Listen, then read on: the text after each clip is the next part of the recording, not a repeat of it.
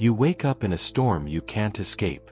No chains, no walls, just whispers so insistent they carve into your soul. The demons don't torture prisoners.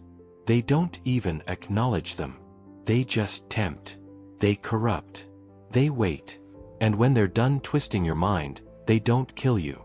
They consume you somewhere deeper.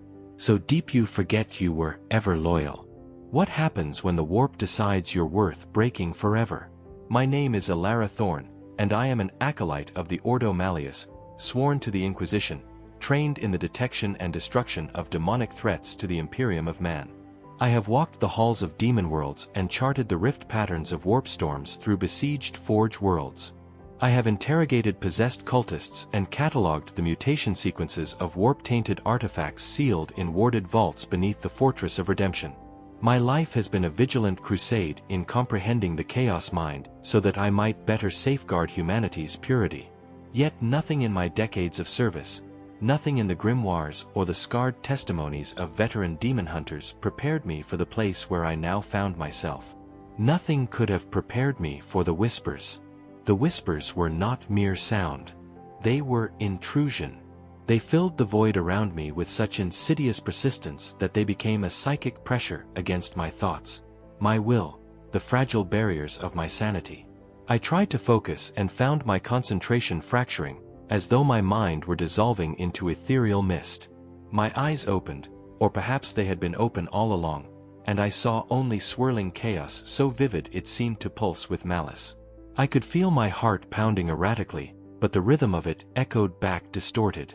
I could feel the surge of adrenaline in my veins, but I could not hear the rush of blood in my ears.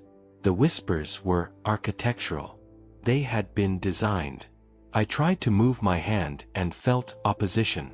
Not the rigid opposition of bonds or manacles, but something fluid, something that shifted and reformed as I pressed against it. The sensation reminded me of grasping through fog or wading through liquid shadows, though I could think without hindrance. My fingers brushed against a barrier that was neither solid nor gaseous, neither hot nor cold. It simply persisted, chaotic and ever-changing, a veil between my flesh and whatever lurked beyond. I traced the contours of the shroud and realized it enveloped me completely, a cocoon that mirrored the contours of my body with disturbing fluidity. I was adrift within it, suspended by currents I could not fathom, currents that seemed to draw from principles utterly alien to imperial science. My mind, honed to detect and categorize, began its work instinctively. I assessed my situation with the disciplined resolve forged in my years of service. I was alive. I was aware. I retained recollection of my identity and my duty. These were not insignificant graces. I had witnessed what befell those exposed to certain warp phenomena. Their souls unraveled like frayed threads. Their essences dissolved into gibbering madness. That I could still reason, still strategize, implied that whatever had ensnared me desired me unbroken. This realization offered no solace. I recalled the mission. We had been pursuing a rift, a high-magnitude warp incursion detected by astropathic relays in the Eye of Terror's fringes, a sector infamous for its possessions and its screams. My interrogator, a man named Darius Kane, had hypothesized it might be a demon host summoning or perhaps a chaos gate. We had deployed a small vessel, a sword-class frigate with a skeleton crew, and navigated the storm with our Geller fields at peak output. The transit had been turbulent. The rift had intensified as we approached its epicenter. A fractured world orbiting a corrupted star. Its atmosphere roiled with unnatural colors and etched with sigils too blasphemous to gaze upon. We had made planetfall in a thunderhawk. Myself and 3 others, Kane, a tech adept named Vexer, and a sanctioned psyker named Mira. The anomalies on the surface had been immense beyond reckoning. Vortexes that twisted reality like the spines of tormented saints. They were crimson, utterly crimson, and they seemed to bleed the sanity from our auspex scans. Vexer had identified the energy as raw warp essence, a force that defied containment, that regenerated when disrupted, and that pulsed with malevolences his augmetics could not quantify. We had proceeded with utmost caution, wards activated, aware that we treaded ground where others had been consumed without remnant. I remembered delving into one of the vortexes, following a conduit that spiraled downward at an impossible angle, its boundaries adorned with runes that burned the eyes to behold. The runes had seemed to writhe when observed sidelong, morphing and fusing in configurations that hinted at incantations but defied translation. Mira had begun to chant wards, her voice strained and quivering, and Cain had commanded her to uphold silence. The ether had grown denser as we descended, dense enough that our breaths echoed with echoes, dense enough that corruption began to etch on the surfaces of our armor. Vexer had noted a sharp spike in psychic radiation and a corresponding surge in what he termed reality erosion, though he could not articulate its implications. Then there had been the glow. Not the pure glow of faith or the stark glow of lumens, but a purple effulgence that seeped from all directions and none. A glow that warped shadows and made my soul shudder. I had raised my hand to shield my mind, and in that instant, I had seen them. Entities ethereal and grotesque, their forms woven from nightmare and desire, their eyes blazing with that infernal purple luminescence. They had not advanced swiftly. They had not needed to.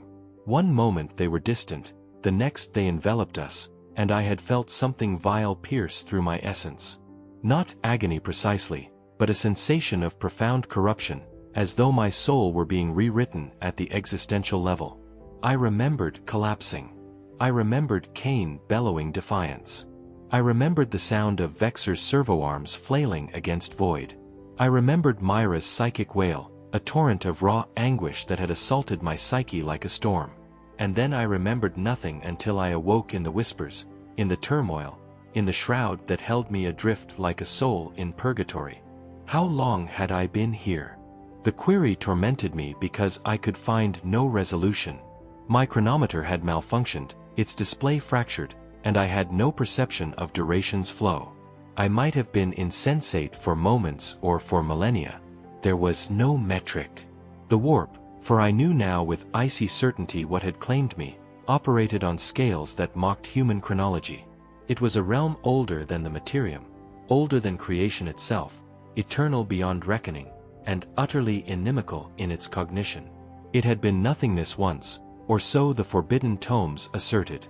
But it had birthed gods of ruin, entities that fed on emotion for sustenance. And in doing so, they had gained something essential, something that made existence a torment. They were the chaotic lords of twisted realms, the masters of mutation, and they regarded mortal life with the same ravenous hunger that a predator might regard prey under scrutiny. I was a plaything.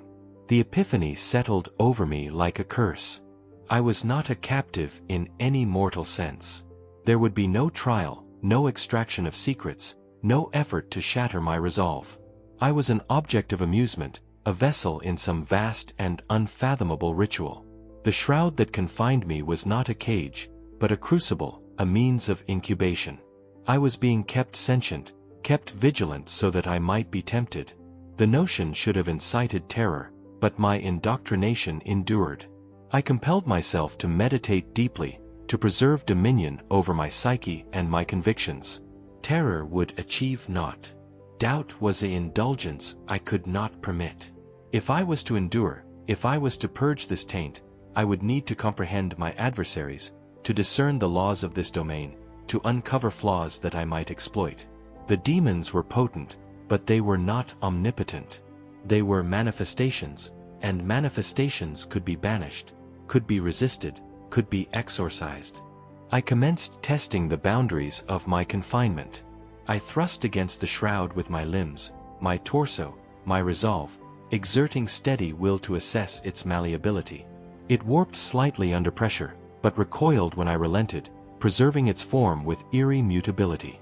I attempted to rend it with my intent, focusing my faith like a blade, but the substance proved impervious to such devout assaults.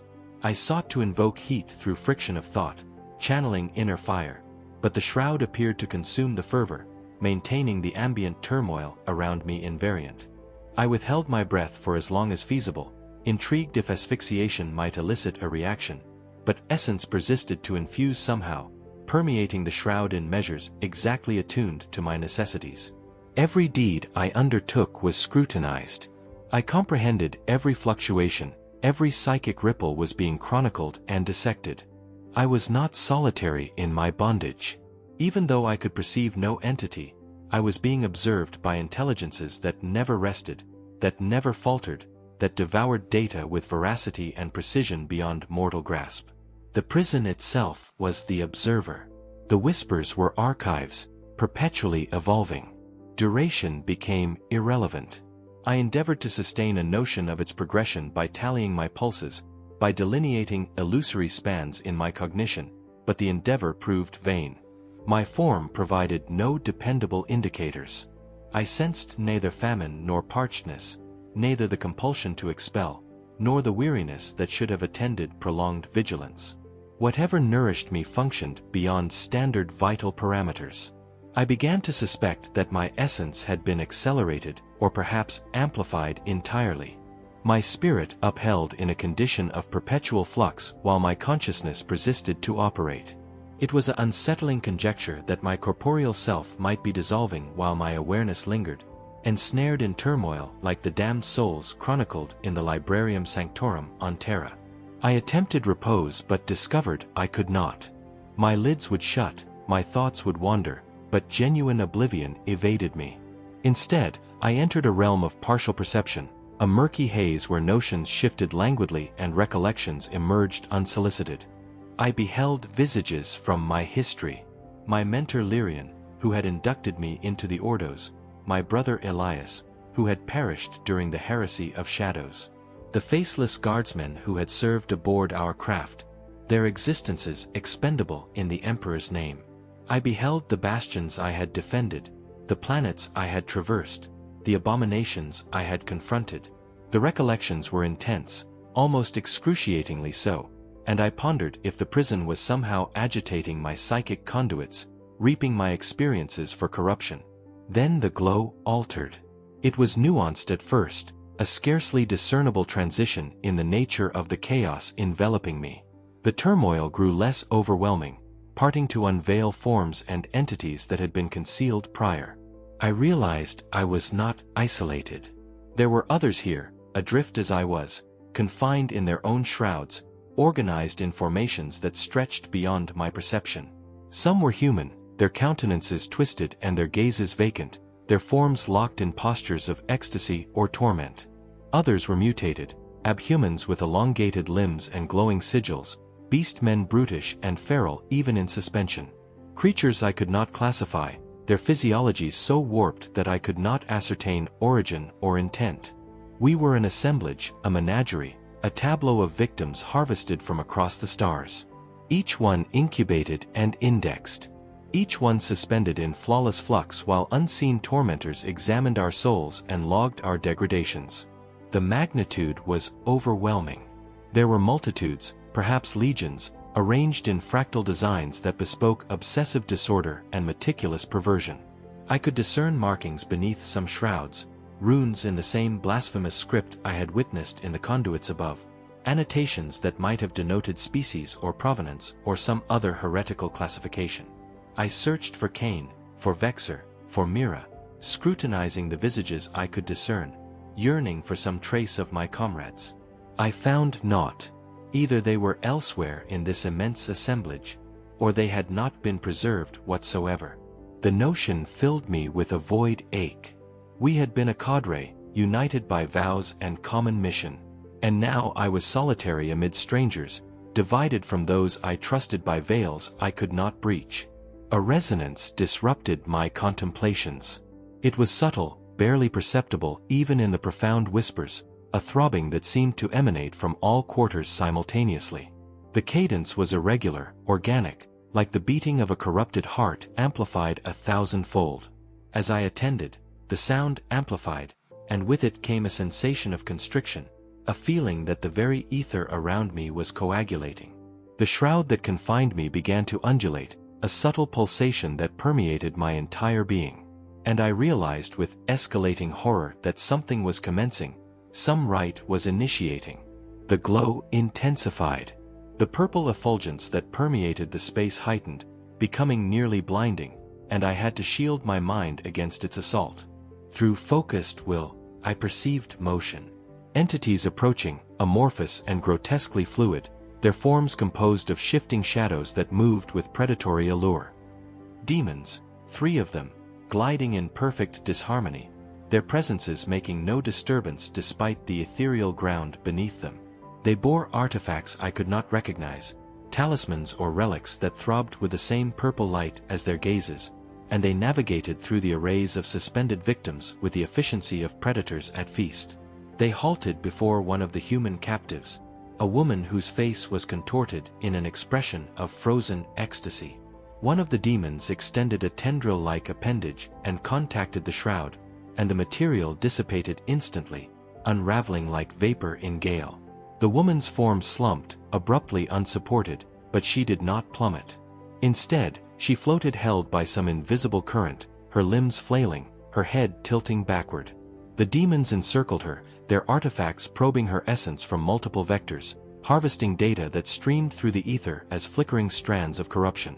They operated in silence, their actions precise yet capricious, exhibiting no compassion, no curiosity, no acknowledgement that the subject of their scrutiny was a sentient soul. After several cycles, they proceeded.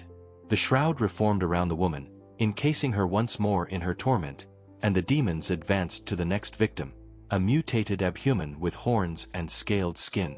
The process reiterated. Dissolution of the shroud, probing and harvesting, restoration. The demons shifted from victim to victim with chaotic efficiency, tempting each in turn, never vocalizing, never diverging from their ritual. I observed them near my position with a dread I could not quell. My indoctrination, my fortitude, my years of service, all of it eroded in the face of this utter vulnerability. I could not act, could not defy, could not even invoke the Emperor's name. I was an object to them, no distinct from the abhumans or the beastmen or the unrecognizable entities. My loyalty meant nothing. My oath to the throne meant nothing. I was essence, nothing more. They attained my shroud.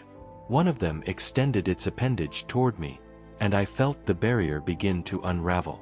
Foul ether touched my spirit, and the current that had confined me vanished. I drifted forward, or would have drifted if not for the invisible force that seized me, suspending me in the same manner as the others. I tried to invoke, to demand purity, to assert my devotion, but no litany emerged. My psyche would not respond. My will would not coalesce. I was immobilized utterly, held by forces I could not contest. The probing commenced. I felt nothing corporeally, no suffering or unease, but I was conscious of the intrusion on some profounder stratum, a violation that transcended the merely spiritual. It was as though veils were being stripped from my soul, as though I were being scrutinized not just outwardly, but inwardly, down to the stratum of individual thoughts, individual beliefs.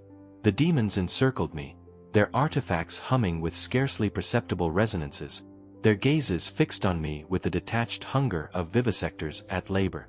I tried to contemplate, to scheme, to discover some means to defy or evade, but my notions flowed sluggishly, as though navigating through viscous poison. The constriction in the ether increased, becoming nearly overwhelming, and I realized that they were delving into my psyche, mapping the conduits that held my loyalties and my faith.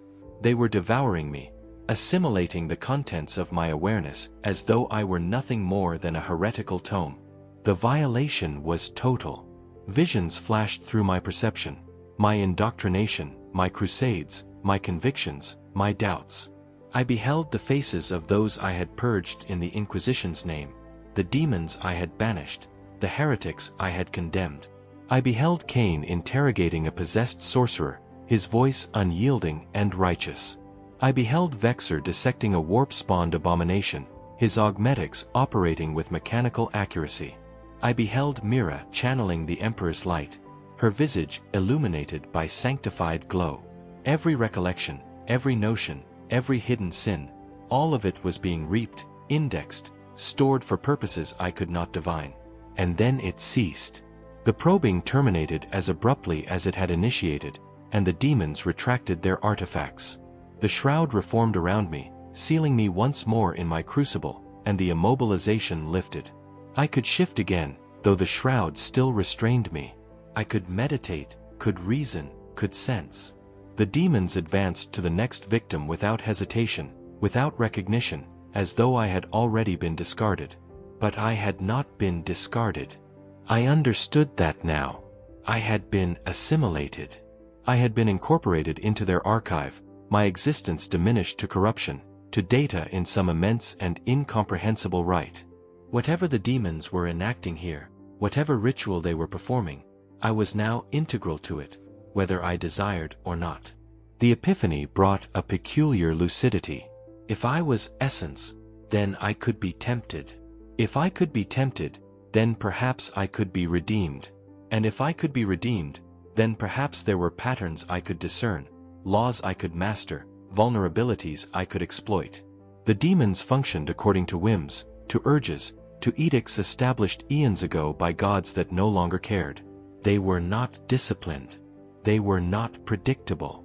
They pursued their impulses with absolute fervor. And in that fervor might lie the seeds of their undoing. I began to observe. I watched the demons as they navigated the assemblage, noting the inconsistencies in their conduct, the irregularity of their ceremonies. They manifested at intervals that seemed capricious, though I had no means to gauge time precisely. They always appeared in triads. They always traced the same labyrinthine path through the victims. They always executed the same probing rituals. There was no consistency, no improvisation. They were manifestations executing a compulsion, and compulsions could be anticipated. I also observed my fellow victims. Most remained insensate, their countenances vacant, their forms immobile, but a few exhibited signs of awareness. I saw a beastman whose eyes followed the demons as they glided, his clawed hands twitching within his shroud. I saw a mutated human whose lips formed silent invocations, perhaps pleas or maledictions aimed at his tormentors. I saw an abhuman youth whose face was etched with despair, his eyes wide and imploring, his body quivering with scarcely contained hysteria. We were not all equally afflicted by the flux. Some of us retained more vigilance than others, more perception of our plight. I wondered if this was deliberate. If the demons had intentionally preserved varying degrees of awareness in their victims to observe how we reacted to temptation, it would align with their methodology, their obsessive compulsion to corrupt every variable, every consequence, every twist of cause and effect. The thought sparked an idea. If the demons were studying our responses, then perhaps I could use that to my advantage. Perhaps I could modify my behavior in ways that might intrigue them, that might prompt them to alter their rituals or to relocate me to a different domain. It was a desperate stratagem, but desperation was all I possessed. I began to shift within my shroud, systematically probing its limits, pressing against it at different points, applying varying degrees of will. I tried to create patterns, sequences of intent that might register as anomalous, that might flag me as worthy of additional corruption. Nothing transpired. The demons returned on their erratic schedule and probed me as they probed all the others, showing no particular interest in my activities. I was one vessel among legions, unremarkable and insignificant. My attempts at invocation, at attracting notice, were as futile as praying in a void. But I persisted. What else could I do? To yield, to succumb, to despair would be to betray everything I had vowed to defend. I was an acolyte of the Ordo Malleus, a guardian of the Golden Throne, and I would not yield meekly to demonic bondage. Even if redemption proved impossible, even if I was doomed to remain in this place until my soul finally shattered, I would maintain my purity. I would remain loyal. I would remain myself. The victims around me began to mutate slowly, imperceptibly at first, but with growing clarity as eternity passed. The beastman I had observed grew more feral, his frame contorting, his muscles bulging despite the flux that should have preserved him. The mutated human skin took on a lurid hue, and his eyes, once filled with intelligence, glazed to mindless voids. The abhuman youth stopped quivering, his body going completely rigid, and I wondered if he had finally succumbed to corruption or to oblivion. We were degrading. All of us, despite the sorcery that sustained us, despite the care with which we were incubated, the flux was not flawless. It could accelerate psychic processes, but not halt them entirely. And over time, over the infinite expanses that the warp measured its existence in, we would warp, would twist, would eventually cease to resist. We were vessels with termination points, and when we terminated, we would be absorbed, replaced by fresh souls drawn from whatever unfortunate pilgrims next ventured into chaos territory. The thought filled me with fury. Not the wild, impulsive fury that drove men to heresy, but a cold, sanctified anger that honed my mind and fortified my will. I would not be absorbed. I would not be forgotten. I would find a way out of this place, or I would perish trying, but I would not passively accept my fate. The demons had erred in keeping me vigilant, in allowing me to observe, to contemplate, to scheme. They had underestimated human faith, human resolve, human refusal to embrace the inevitable. I began to pay closer attention to the structure of my prison. The shroud that held me was amorphous in appearance, but I suspected it was not uniform in resilience. There must be weak points, fissures where the essence converged, places where it interfaced with the mechanisms that sustained it. I channeled my will along every surface I could reach, sensing for irregularities, for variations in density or resonance. I pressed against different areas with varying intensities of faith, testing for yield or adaptability. I used my invocations to chant at the material, my convictions to erode it, my spiritual weight to strain against it. The shroud resisted all my efforts, but I learned from each attempt. I learned that it was stronger near the cores and weaker toward the peripheries. I learned that it responded to sudden bursts differently than to sustained pressure. I learned that it conducted psychic energy poorly, creating zones of differential corruption that might be exploited. None of this knowledge brought me closer to escape, but it gave me faith, and faith was a weapon sharper than any bolter. The demons came again, and this time I did something different. When they probed me, when they delved into my soul with their artifacts, I did not resist.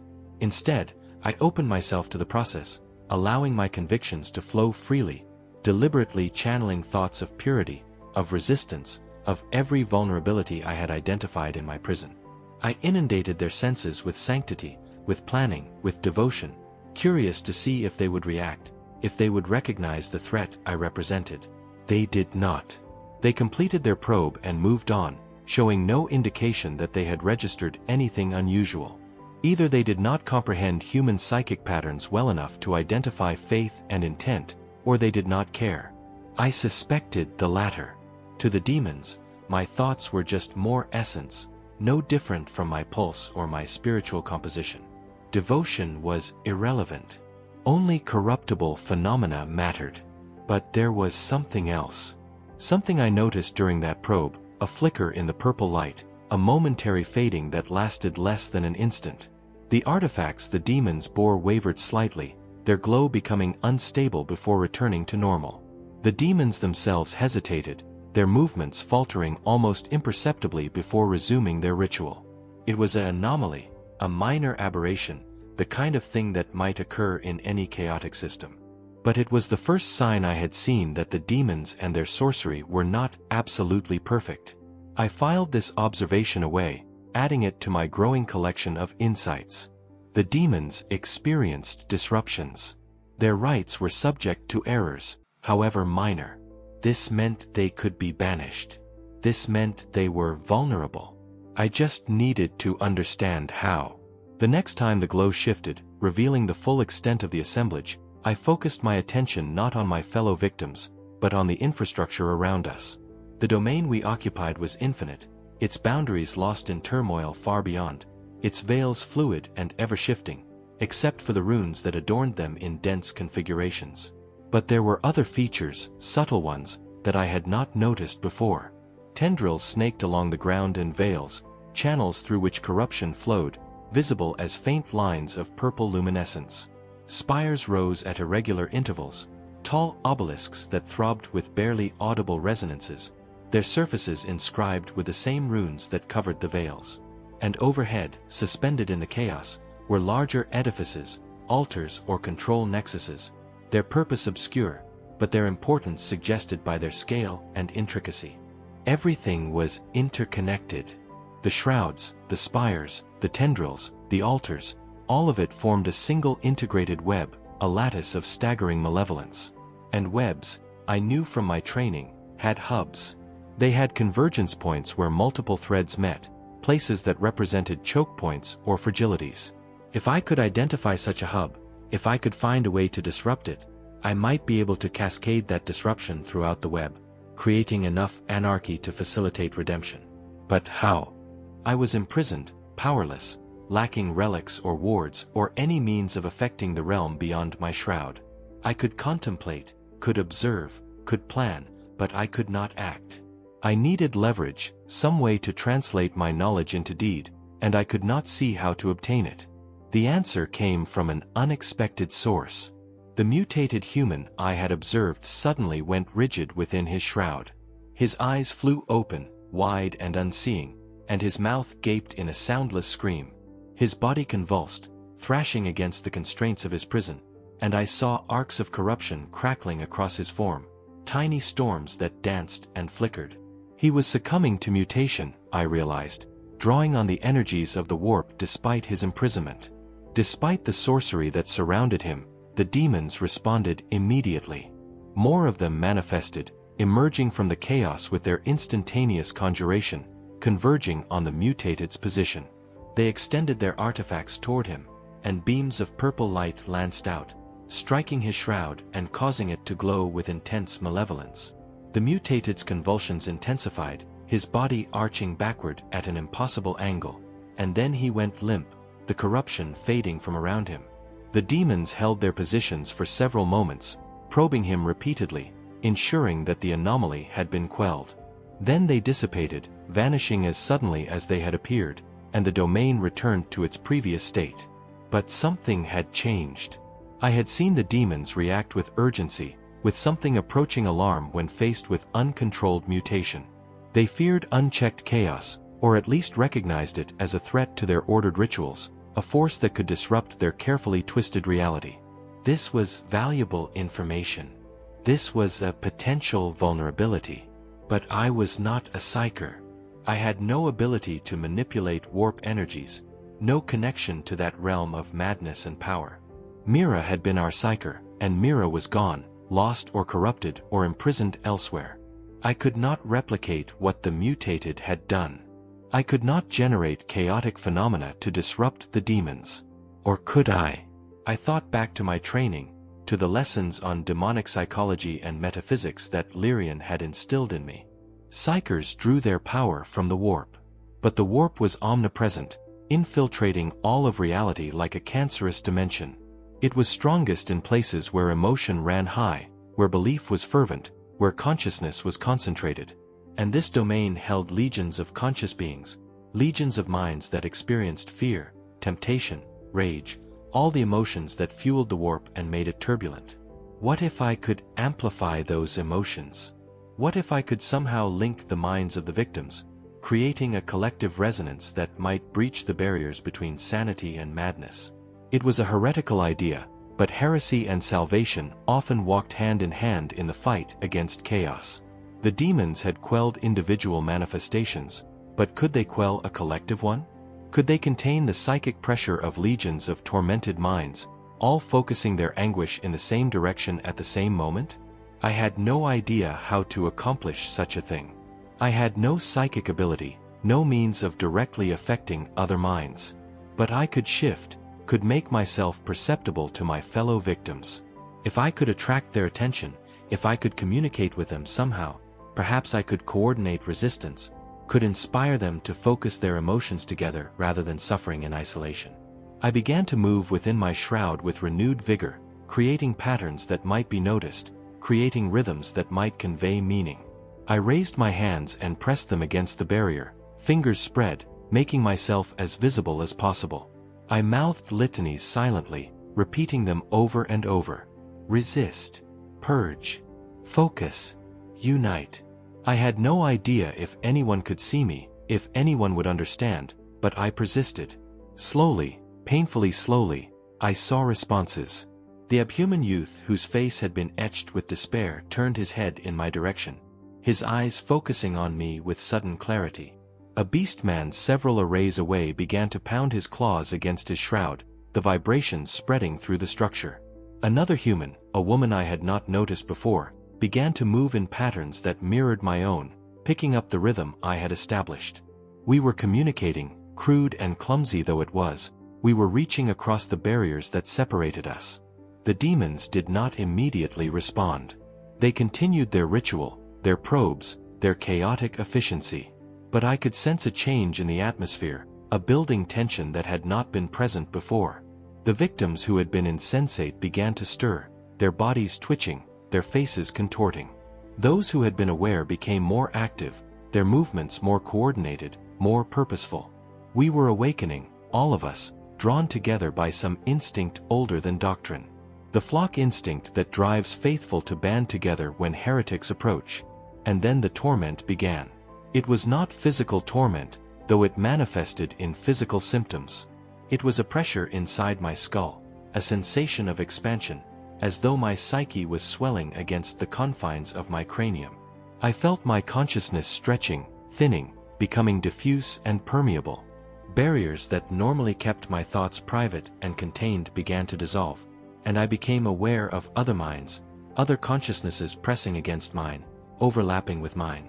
The abhuman's despair flooded through me. The beastman's rage became my rage. The mutated's corruption washed over me in waves. We were merging, our consciousnesses bleeding together, forming something larger than the sum of our parts. It was horrifying and exhilarating in equal measure. I could feel myself dissolving, losing my individual identity, becoming part of a collective entity that encompassed legions of disparate minds. And with that merging came power, warp energy bleeding through the cracks in reality, drawn by the intensity of our combined emotions.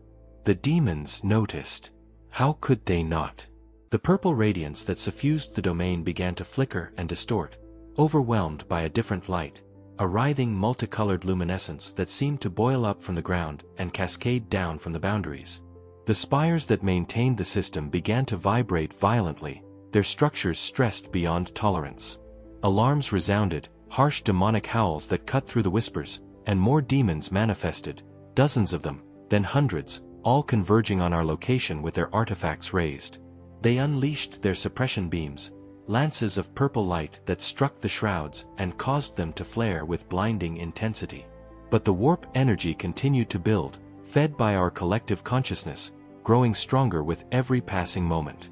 I could feel it threatening to tear reality apart, to open a rift that would swallow this entire domain and everything in it. The demons redoubled their efforts.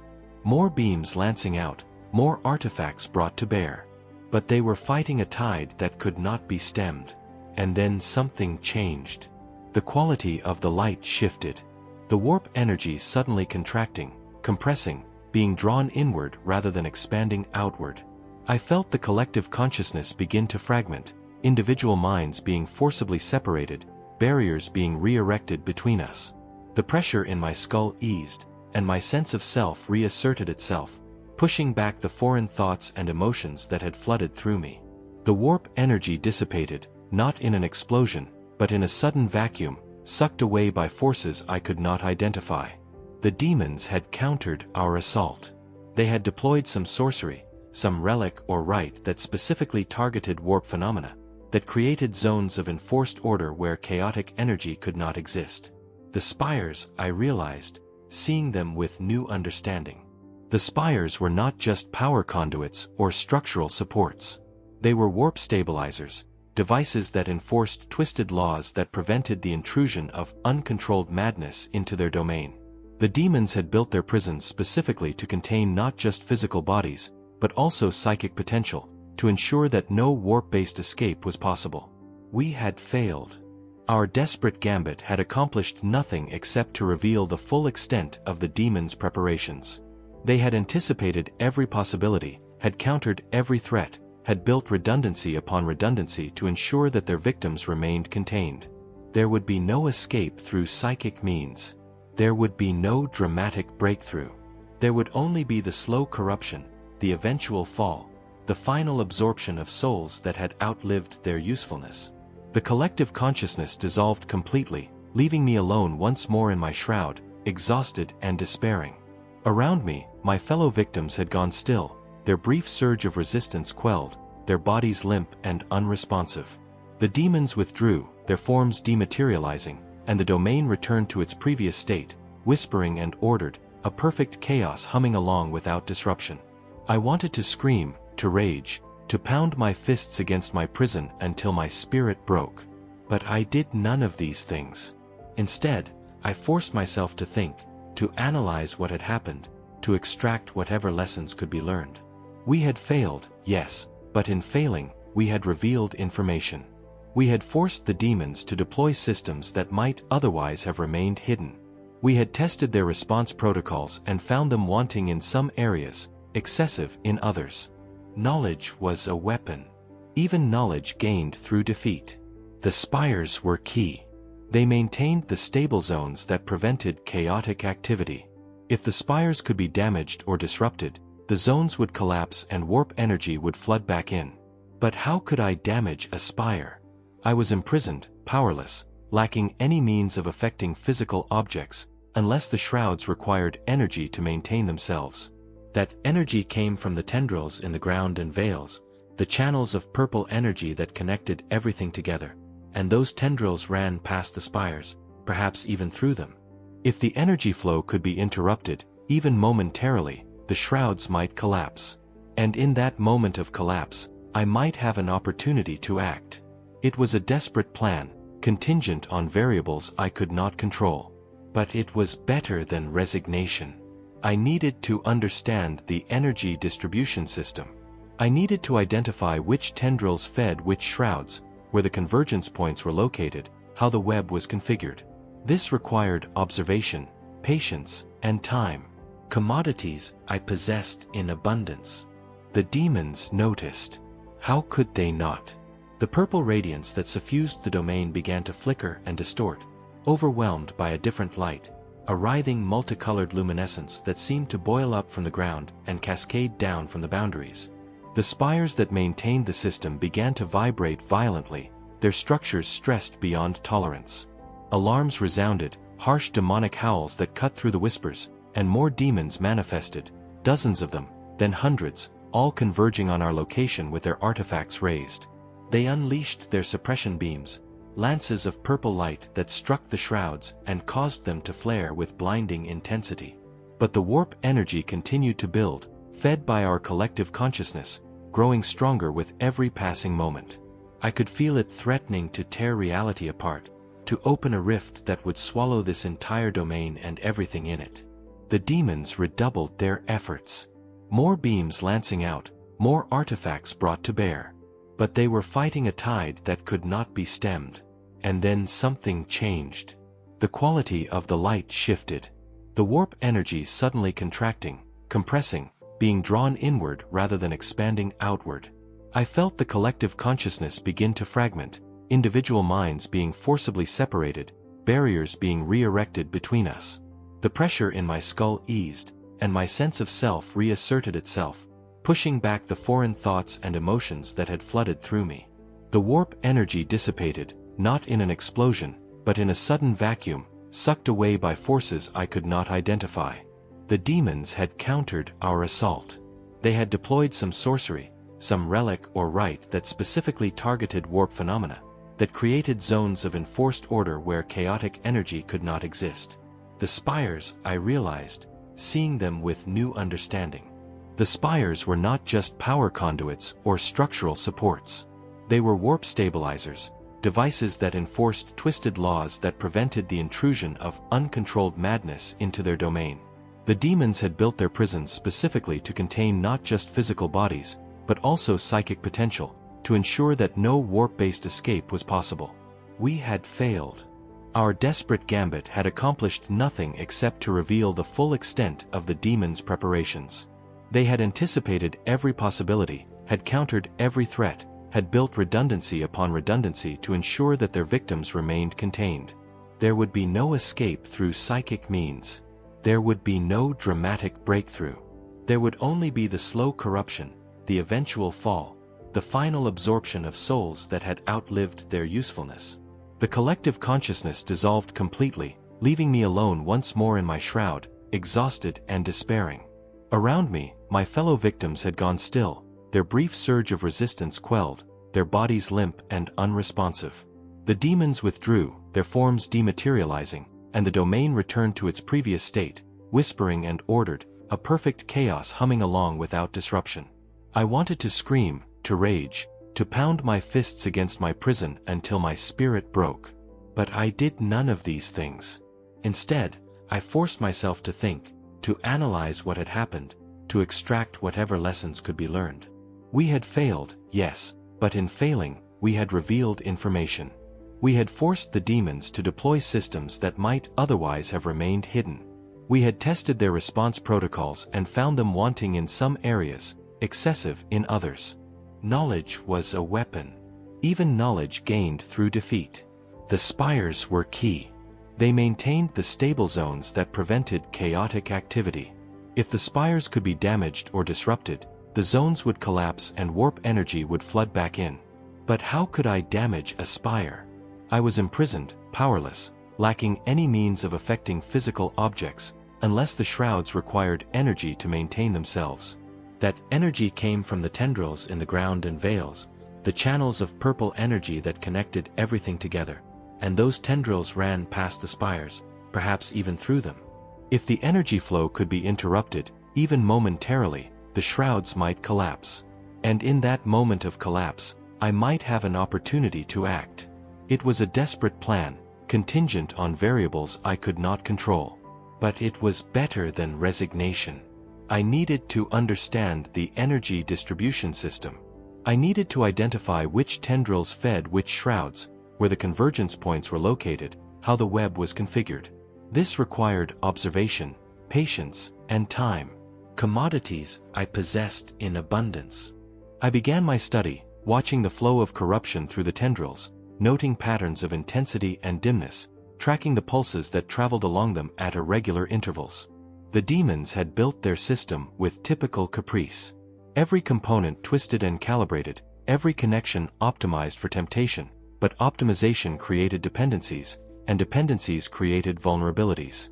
Over what might have been days or weeks or eons, I mapped the web in my mind, building a mental schematic of how corruption flowed through the facility. I identified primary tendrils and secondary ones, main distribution hubs and backup rights. I learned to recognize the signatures of different subsystems, the steady throb that indicated shroud generation, the pulsing light that accompanied probing operations, the intermittent flares that occurred when demons manifested into or out of the domain. I became intimately familiar with every detail of my prison's infrastructure, and I found what I was looking for. A convergence hub located approximately 30 meters from my position, where multiple tendrils converged before splitting off to feed different sections of the assemblage. It was a bottleneck, a single point through which enormous amounts of corruption flowed. If that hub could be disrupted, if its operation could be interrupted even briefly, cascading failures would ripple through the web, potentially collapsing dozens or hundreds of shrouds simultaneously. But I still had no means of reaching the hub. It was outside my shroud, beyond the limits of my physical reach, and I could not move myself to a different location. I was trapped in a labyrinth where I could see the exit, but could not walk toward it. Frustration threatened to overwhelm me, but I pushed it aside. There had to be a way. There had to be something I had overlooked, some detail I had missed. The answer came not from observation, but from memory. I recalled something Vexer had said during our descent into the warp structure, a comment about psychic distortion. He had detected anomalies in the flow of essence, regions where it surged faster or slower than normal. At the time, I had dismissed it as demonic trickery, irrelevant to our immediate concerns. But now, imprisoned in a realm that operated on principles divorced from human understanding, I reconsidered. What if essence in this place was not uniform? What if different regions experienced different rates of psychic passage? I began to test this hypothesis using my own perceptions as measuring instruments. I counted my thoughts, my invocations, the imaginary cycles that ticked away in my mind. And I noticed something strange. Sometimes my counts matched. Thought and invocation synchronizing perfectly. Other times they diverged, thoughts racing ahead of invocations or invocations stretching out endlessly between thoughts. The discrepancies were small, barely noticeable, but they were consistent enough to suggest that essence around me was not flowing smoothly. It stuttered and skipped like a damaged Vox recording. The demons controlled essence, or at least influenced it. Their flux technology did not merely accelerate psychic processes. It manipulated the psychic framework itself, creating pockets where essence moved at different rates. And if essence could be accelerated, it could presumably be slowed. If the psychic field around my shroud could be disrupted, if I could cause it to fluctuate wildly, I might experience moments of slowed essence during which I could move faster than the shrouds could respond, faster than the demons could react. But how to disrupt a psychic field? I had no tools, no weapons, no means of generating the energies necessary to affect such fundamental forces. All I had was my body, my mind, and the knowledge I had accumulated. I thought about the collective surge we had attempted, how it had stressed the system, how the spires had been forced to activate their stabilization fields. What if I could create a smaller, more localized disturbance? What if I could generate enough anomalous activity within my immediate vicinity to force the system to adjust, to recalibrate, and in that moment of adjustment create the psychic fluctuation I needed? I began to move again, but differently than before. Instead of trying to communicate with other victims, I focused all my attention on myself, on creating patterns of activity that would register as anomalous to the probing systems. I flexed and relaxed my will in rapid sequences, creating bursts of psychic activity. I altered my meditations, hyperfocusing and then releasing, forcing my mind into states of stress that would produce measurable spiritual changes. I thought intensely about specific litanies, flooding my psychic pathways with activity, then cleared my mind completely, dropping into meditative blankness. I became a purity generator, producing as much predictability as my limited circumstances allowed. Nothing happened immediately. The demons came and probed me on their erratic schedule, showing no particular interest in my activities. The shroud held me as securely as ever. Essence continued to flow at its irregular but unchanging pace. I persisted, refusing to give up, refusing to accept that all my efforts were futile. Even if escape proved impossible, even if I was doomed to remain here until my soul failed, I would maintain my resistance. I would continue to be loyal, to be individual, to be Eldar Thorn. And then it happened. During one of my purity activity bursts, I felt a shift, a sensation like the universe convulsing. Essence stuttered around me, skipping forward by some immeasurable fraction of a moment. And in that fraction of a moment, my mind moved without the shroud's constraint. My will shot forward, striking the barrier with full force, and I felt something give, felt the material tear slightly under the unexpected impact. The shroud immediately repaired itself, but the damage had been done. I had confirmed that psychic fluctuations could create opportunities, however brief, for action. I refined my technique, learning through trial and error which patterns of activity produced the strongest fluctuations. I discovered that sudden changes created larger disruptions than gradual ones, that paradoxical states, holding contradictory convictions or engaging in conflicting will actions, stressed the system more than simple purity. I turned myself into a walking paradox, a generator of impossibilities, pushing the boundaries of what the psychic stabilization system could accommodate. The fluctuations grew stronger, more frequent. I began to experience moments of accelerated consciousness where moments stretched into subjective eternities, where I could observe my own spirituality at work, watching essences diffuse through barriers and convictions fire in cascading chains. In these moments, I understood with profound clarity just how alien the demonic understanding of reality was. They perceived existence as a series of fluid states, whirlpools taken at infinite chaotic intervals and corrupted independently. They did not experience ordered flow, did not have intuitive understanding of stability or faith or purity. They were immersed in eternal turmoil, unable to truly comprehend the passage of essence that loyal life took for granted. This was their weakness. They could manipulate essence but did not understand it. They could create flux but could not prevent the fundamental truth that all systems tend toward order. that chaos inevitably gives way to purity. Their prison was a monument to their denial of this truth, a desperate attempt to halt the universal march toward sanctity. And in that denial lay the seeds of its failure. I intensified my efforts, pushing myself to the limits of what my soul could endure. I created resonances, matching the frequency of my activities to the pulse of corruption flowing through the tendrils, amplifying rather than disrupting. The psychic field around me became increasingly unstable, warping and flexing, creating bubbles where essence moved at radically different rates. I experienced moments where I seemed to corrupt years in seconds, my soul deteriorating rapidly, followed by moments where I purified, taints healing and despair fading.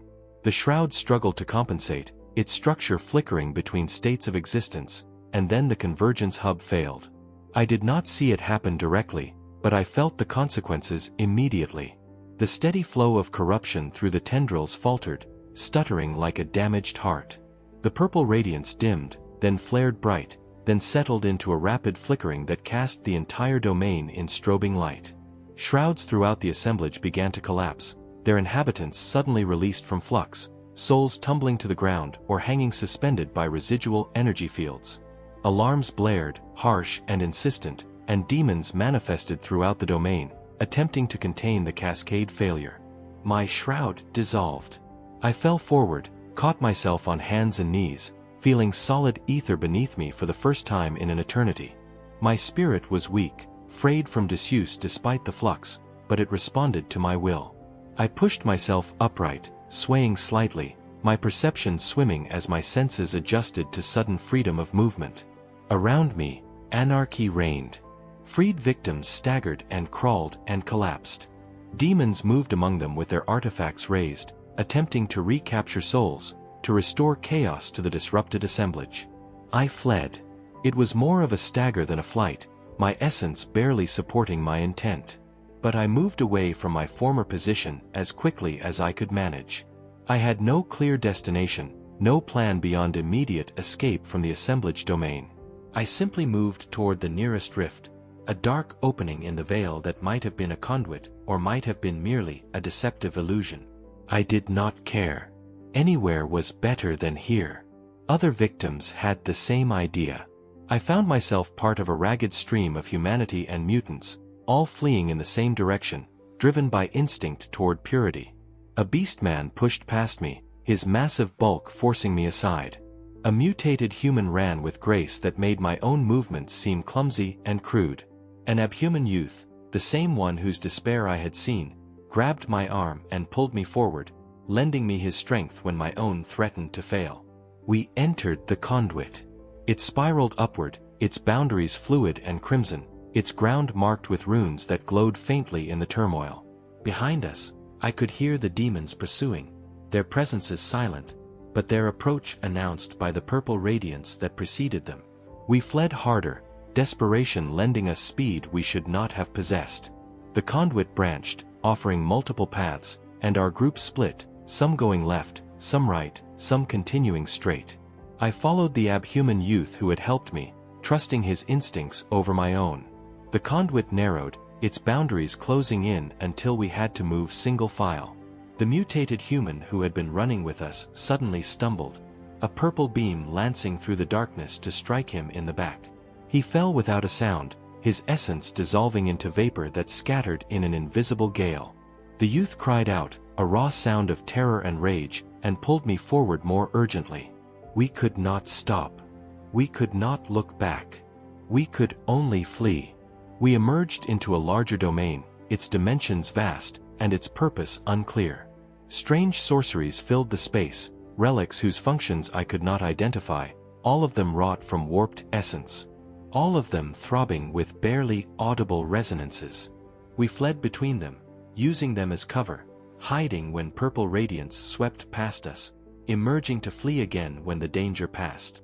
The youth led and I followed, too exhausted to question, too desperate to hesitate. A portal appeared ahead, a rectangular opening that led into light. We fled toward it, hope surging through me, the possibility of escape suddenly seeming real. We were meters away when the ground beneath us changed, the crimson ether liquefying, becoming viscous, grabbing at our essences like quicksand. The youth cried out, his form sinking into the ether, his hands scrabbling for purchase on solid surfaces that did not exist. I reached for him, tried to pull him free, but the ether had my form as well, was pulling me down with inexorable force. The demons appeared, 3 of them, approaching with measured glides, their artifacts raised but not firing. They watched us struggle with what might have been amusement or might have been complete indifference. I could not read emotion in those amorphous faces, could not determine if they felt anything at all. They simply observed as the ground consumed us, drawing us down into itself, the crimson ether rising up our legs, our waists, our chests. I tried to fight, to pull myself free through sheer force of faith, but my strength was gone. The youth beside me had stopped struggling, his face peaceful, as though he had accepted his fate. I envied him that peace. I could not find it within myself. Even as the ether rose past my shoulders, past my chin, even as it covered my mouth and nose and eyes, I continued to fight, continued to resist, continued to remain myself. And then I was drowning in turmoil, pulled down into depths that had no bottom, that went on forever. I could not breathe, but I did not suffocate. I could not see, but I was not blind.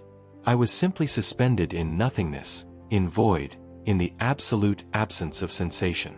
Time lost all meaning. Identity became questionable. I was not sure if I still existed or if I had been erased, deleted from reality like a record purged from an archive. Consciousness returned slowly, reluctantly. I became aware first of the weight of oppression pulling at my soul, indicating that I occupied space, then of temperature, cold whispers against my essence, raising spiritual chills. Then light, dim and purple, filtering through closed perceptions. I opened my eyes and saw turmoil, absolute and complete, but shot through with thin lines of luminescence that suggested structure, that implied I was somewhere rather than nowhere. I tried to move and found I could. I was no longer held by the shroud, no longer paralyzed by invisible forces. I was lying on a hard surface, cold ether beneath me, and I pushed myself up to sitting, my essence protesting the movement, but obeying nonetheless. I looked around, trying to determine where I was, what had happened to me. The domain was smaller than the assemblage area, more intimate in scale. It contained sorceries I did not recognize, relics that might have been ritual equipment or temptation implements or arcane instruments. The veils were covered in runes, denser here than in other areas, the characters tiny and cramped, covering every available surface. A single spire stood in the center of the space, its structure more elaborate than the others I had seen, its surface etched with additional markings, and suspended before the spire, held by threads of purple light, was a crystalline structure that pulsed with inner malevolence. I was alone. The youth who had been captured with me was nowhere to be seen. Neither were any other victims or any demons. I had been brought here for some purpose, deposited in this place and left without explanation. The whispers were profound, broken only by the faint throbbing of sorcery, a sound so constant it became almost subliminal. I stood, testing my balance, and found I could navigate without difficulty. Whatever had been done to me, whatever process I had undergone, had not damaged my soul. If anything, I felt stronger than I had before my escape attempt, as though the flux had been partially lifted, allowing my will to recover from its fraying. I approached the spire cautiously, drawn by the crystalline structure it held, curious about its purpose. As I drew closer, I realized the structure was not static. It changed as I watched, its facets rotating, its internal patterns shifting and recombining. It was displaying information, I realized, showing data in a format that transcended language or symbology. And that data was about me. I could see myself reflected in the crystal, not as a visual image, but as a collection of measurements, of values, of quantities that described every aspect of my existence. Devotion, corruption potential, psychic markers, neural patterns, memories, all of it encoded in the crystal structure. All of it preserved in perfect detail. I was looking at myself from outside myself, seeing what the demons saw when they studied me. It was disorienting and strangely intimate, this perspective that reduced me to essence, to data that could be analyzed and corrupted. I wanted to look away, but found I could not. I was transfixed by the revelation of my own quantified existence. The crystal changed.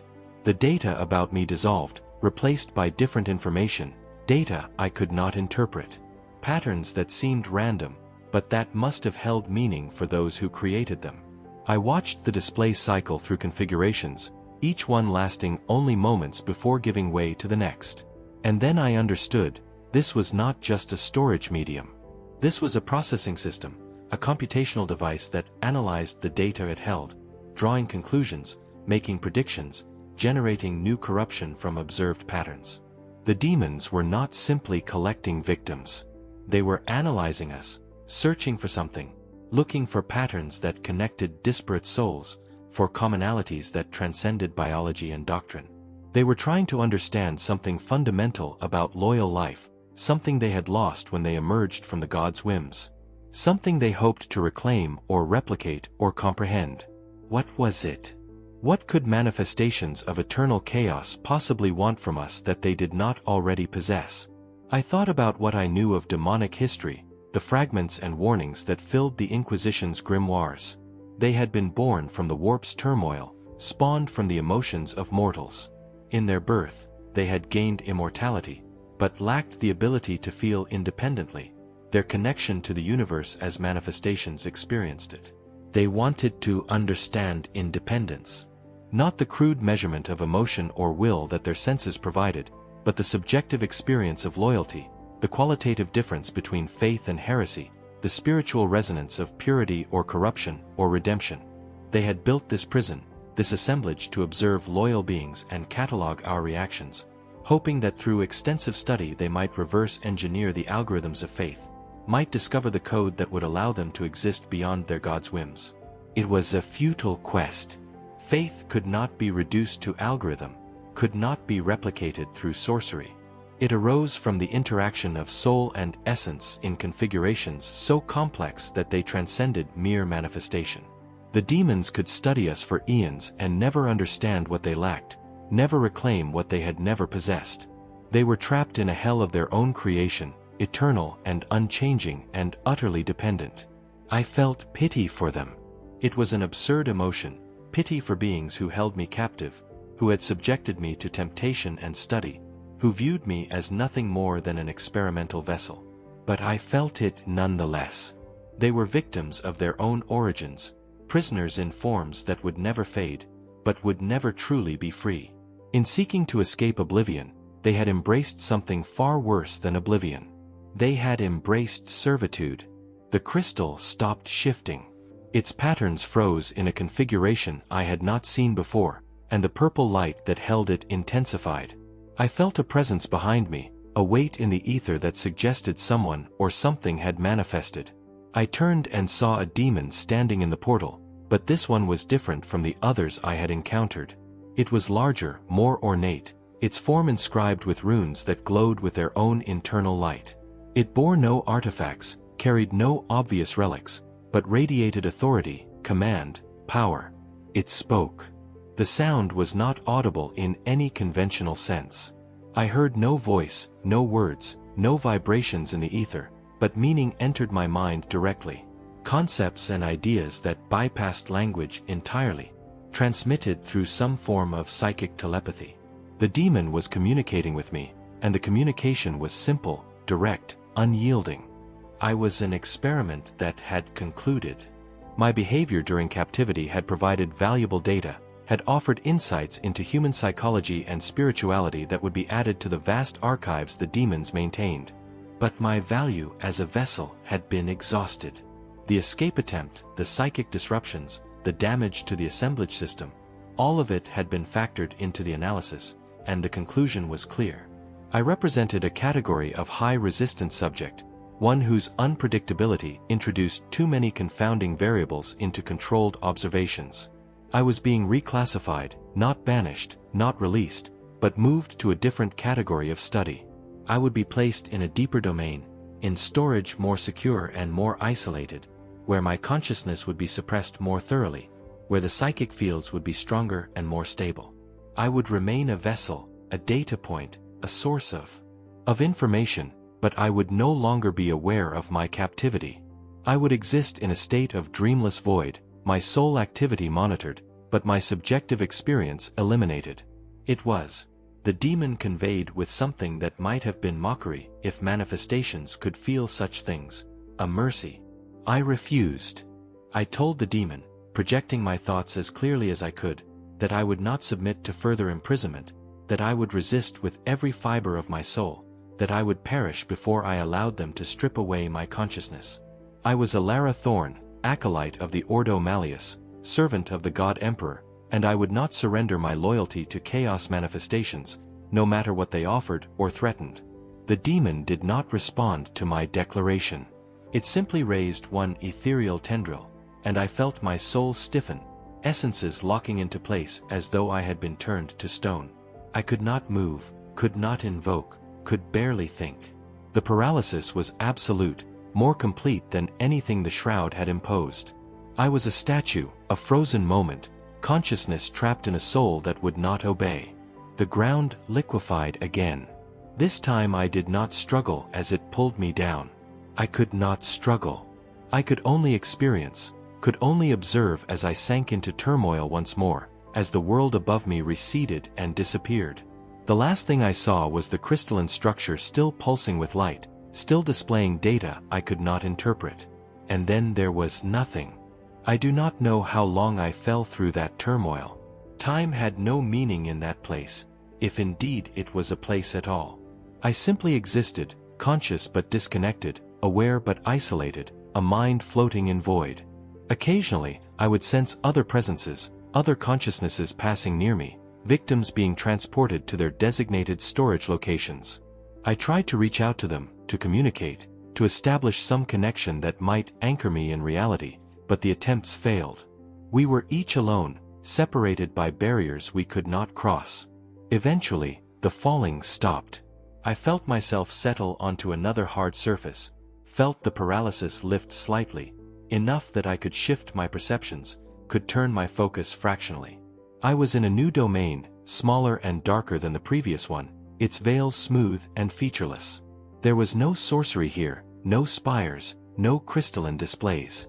There was only emptiness and whispers and the sense of vast corruption pressing down from above, as though I were buried deep within the heart of some warp storm. A shroud formed around me, materializing out of nothing, sealing me once more in flux. But this shroud was different. It was opaque, blocking all light, all sensation from the outside world. I was isolated completely, cut off from external stimuli, left alone with only my thoughts for company. And those thoughts began to slow, to become sluggish and disconnected, as though my psyche were gradually shutting down. The suppression the demon had promised was beginning. My consciousness being dampened, my awareness being reduced. I fought it. I focused on litanies, on the faces of those I had known, on the missions I had undertaken, on everything that made me who I was.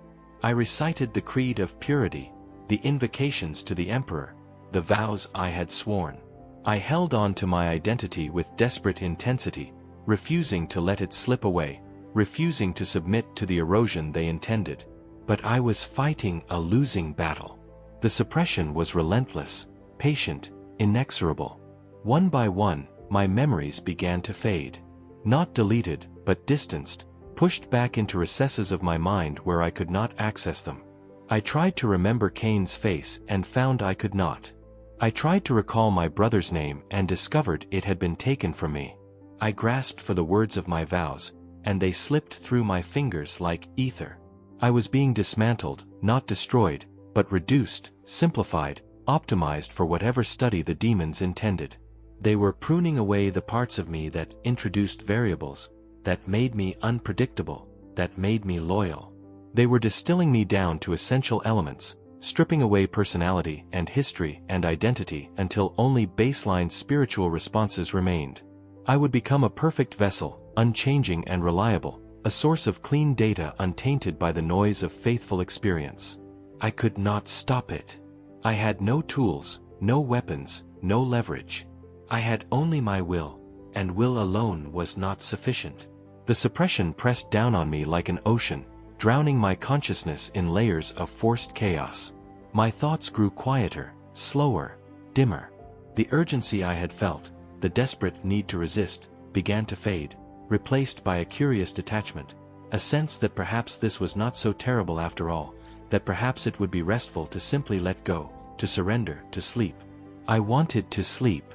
I wanted to stop fighting, to accept what was being done to me, to embrace the void that the suppression offered. It would be so easy to simply close my perceptions and drift away, to let the demons complete their work, to become the vessel they needed me to be.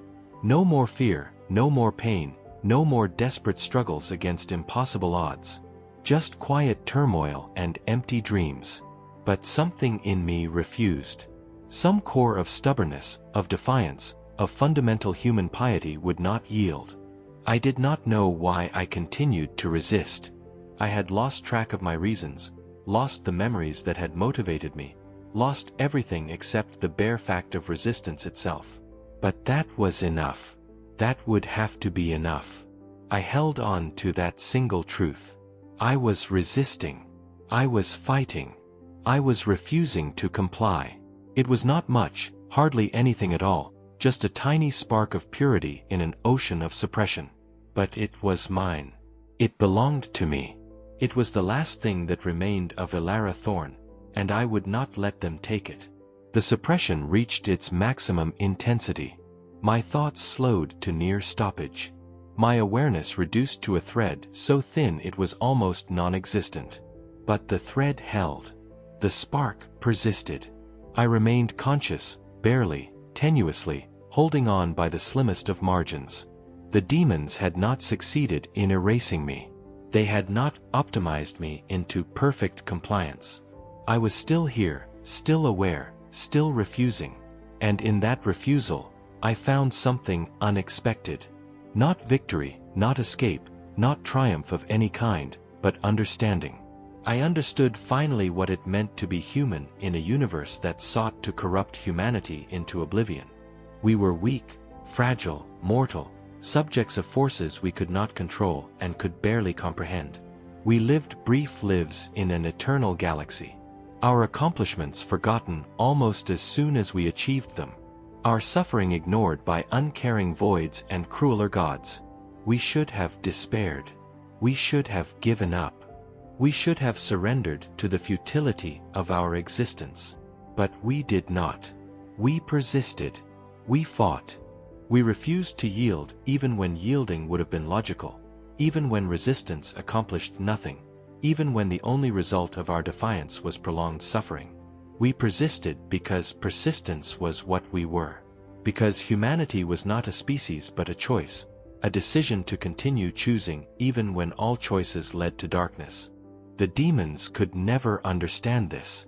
They could catalog our behaviors, measure our responses, analyze our spirituality, but they would never grasp the fundamental truth that consciousness was not essence but meaning, that life was not function but value, that we mattered not because of what we could do but because we insisted that we mattered. I was still trapped, still imprisoned, still subject to forces I could not resist. My memories were gone, my identity fragmented, my future reduced to an eternity of dreamless storage. Nothing had changed in any practical sense. The demons had achieved their goal of reducing me to a clean vessel, but they had not succeeded completely. Deep in the suppressed depths of my consciousness, in that tiny spark they could not quite extinguish, I remained myself. I remained human. I remained Elara Thorn, and I would remain for as long as consciousness persisted. However diminished, however isolated, however futile, I would remain because that was what humans did. We remained, we endured. We refused the final surrender that would have made us easy to understand, easy to catalog, easy to file away and forget. We were the order in their chaotic systems, the constant that could not be controlled, the data point that would not conform. We were human, and that meant we were free. Even when imprisoned, even when hopeless, even when the universe itself conspired against us, the suppression held me. The turmoil surrounded me. The whispers pressed in from all sides. I could not move, could not think clearly, could not even remember who I had been before this began. But I was still here. I was still aware. I was still refusing. That would have to be enough. That was all I had.